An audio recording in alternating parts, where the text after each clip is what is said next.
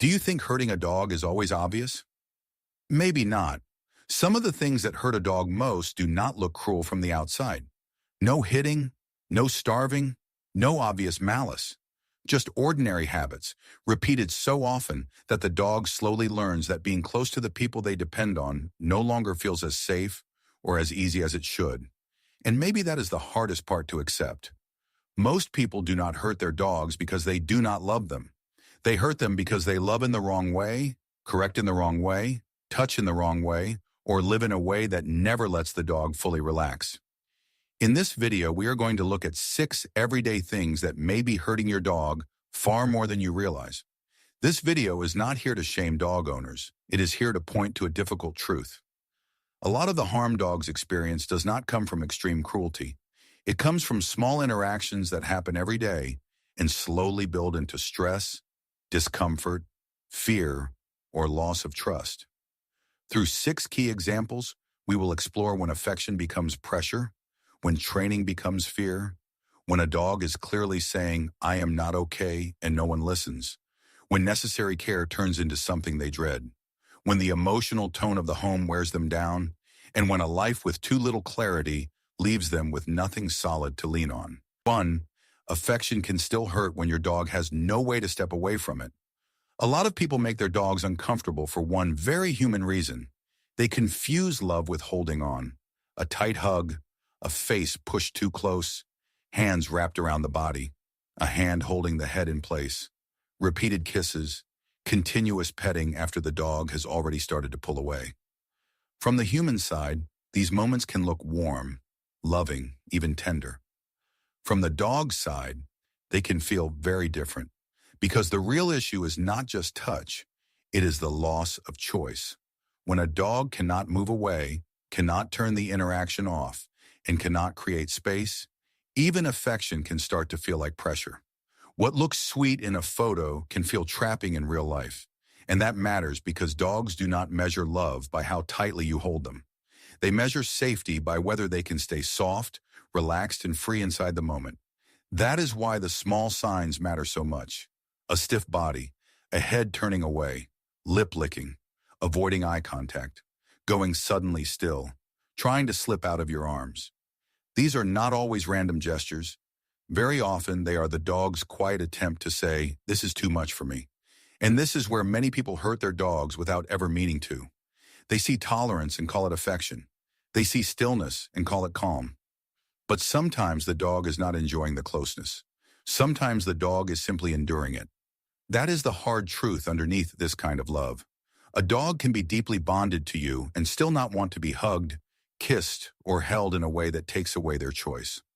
Love does not stop being stressful just because it comes from a good heart. So if your dog seems to soften into contact, lean in, stay loose, and choose to remain close, that is one thing. But if they freeze, turn away, shrink, or look for a way out, then what feels loving to you may already be hurting them. 2, fear can make a dog look obedient long before it helps them truly understand. Some dogs stop resisting not because they have learned well, but because they have learned that resistance feels dangerous. That is what makes fear-based training so deceptive. A harsh correction can produce fast results on the surface. The dog gets quieter, slower, less expressive. They stop trying things. They hesitate more. And to a human watching from the outside, that can look like progress. It can look like respect. It can even look like discipline finally working. But inside the dog, something very different may be happening. If a dog is being shouted at, jerked by the leash, startled on purpose, pinned by pressure, or corrected in a way that makes them feel pain or fear, the first lesson their nervous system often absorbs is not what to do. The first lesson is that making a mistake around you feels unsafe. And once learning is wrapped in fear, the whole relationship changes. The dog may still comply, but the compliance is built on tension. They are not moving with confidence. They are moving carefully, not because they clearly understand the rule, but because they are trying to avoid the next unpleasant moment. In that state, learning becomes less about curiosity and trust and more about self-protection. That is why fear-based training can be so damaging even when it seems effective. A dog can become more silent without becoming more secure, more inhibited without becoming more informed, less reactive on the outside while becoming more anxious on the inside. And over time, that matters deeply. Because when your dog starts to associate you with sudden pressure, pain, or intimidation, the cost is larger than one training session. You are not only shaping behavior, you are shaping what your dog feels when they look at you, when they try something new, and when they are unsure. So yes, punishment can suppress a behavior, but suppression is not the same as understanding. And a dog that looks calmer because they are afraid is not a dog who feels safe. That is why this hurts more than many people realize. It does not only target the behavior, it can quietly wound the dog's confidence, their willingness to engage, and the trust that should make learning possible in the first place. 3. One of the deepest ways people hurt dogs is by teaching them that quiet communication does not work. Most dogs do not begin with big reactions. They begin with politeness, a lip lick, a head turn, a yawn, a pause, a body that suddenly goes still, eyes that look away, a step backward, a dog that leans out of the moment instead of into it. These are often the earliest signs that something does not feel right, not dramatic, not loud, not aggressive, just small, restrained attempts to say, "This is too much. I am uncomfortable. I need space. I do not want this." And that is exactly why so many people miss them, because humans tend to wait for a bigger reaction before they believe the dog means it. They keep petting, keep reaching, keep pulling, keep holding, keep pushing the dog through the moment because the dog is still being good, still being quiet, still not fighting back. But that quietness can be incredibly misleading. When a dog keeps saying no in soft ways and nothing changes, the damage is not only in the original situation, the deeper damage is in the lesson that follows. Your signals do not matter here. Your discomfort changes nothing. Your calm communication will not protect you. That is a painful thing for a dog to learn, because once those small signals stop working, the dog is forced into worse options. They can shut down and endure more than they should, or they can escalate, a sharper retreat, a snap in the air, a growl, a bite.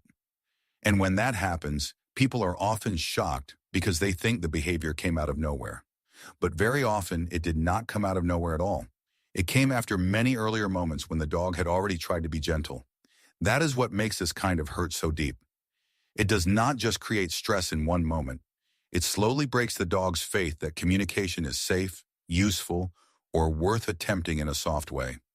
So if your dog is lip-licking, turning away, freezing, leaning back, or going strangely still, do not wait for a bigger protest before you take them seriously.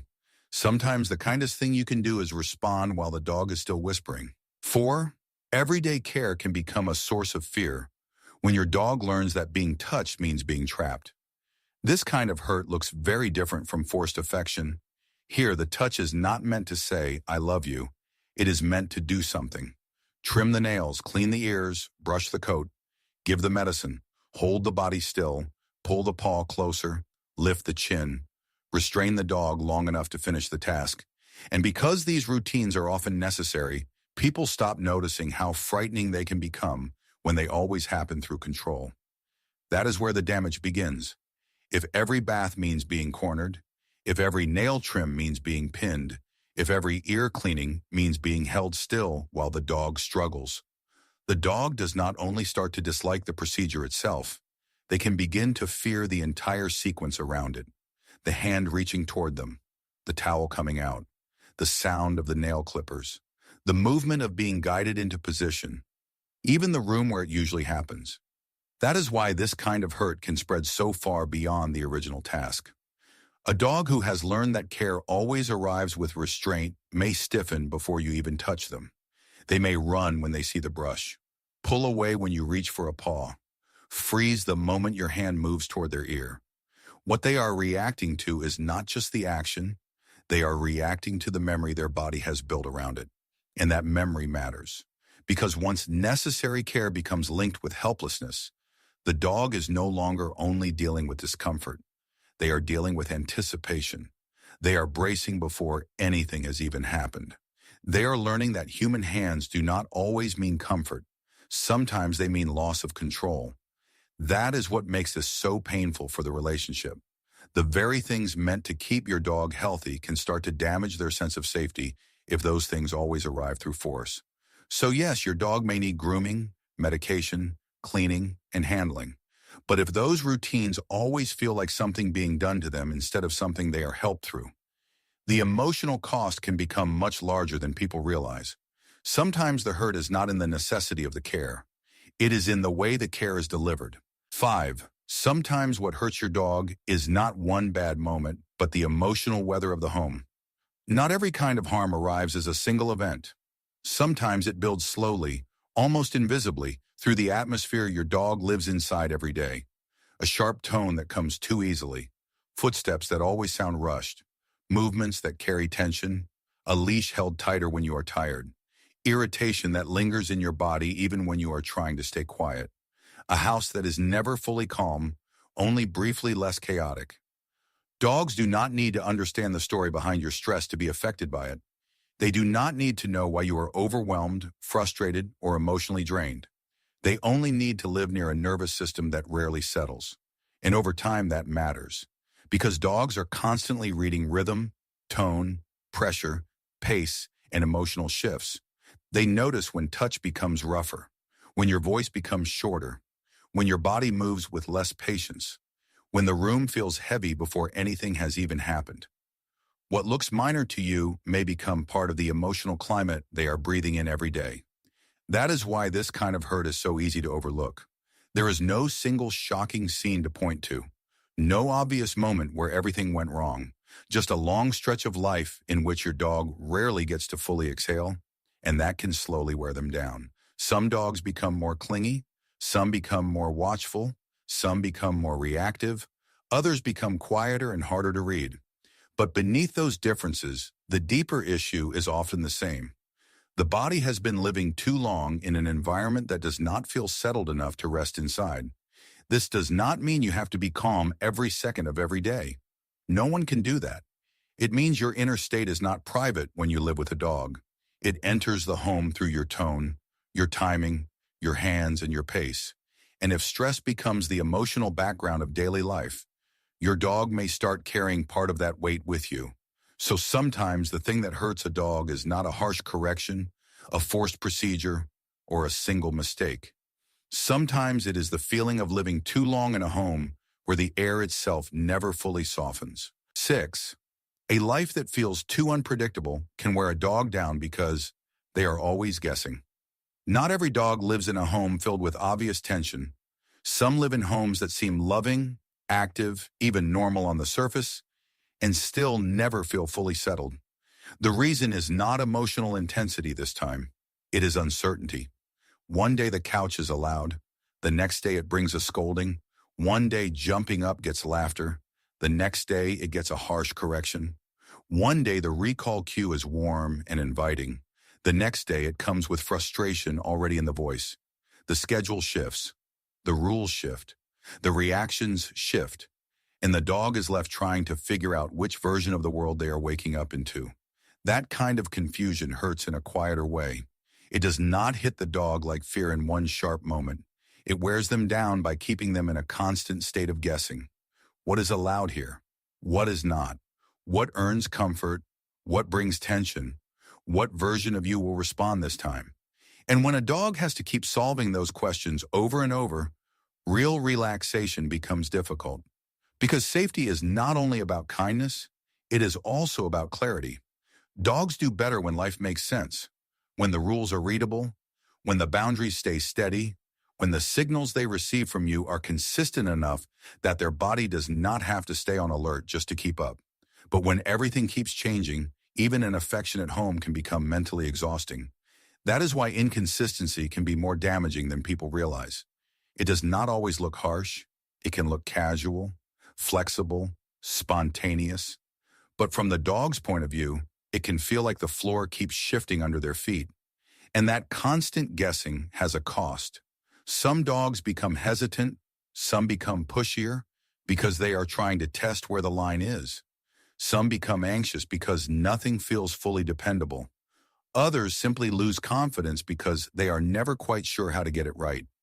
So sometimes what hurts a dog is not anger, not force, not even stress in the obvious sense.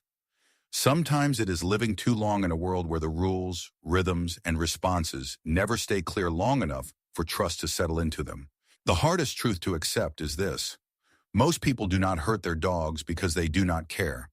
They hurt them because they keep seeing dogs through human logic for too long.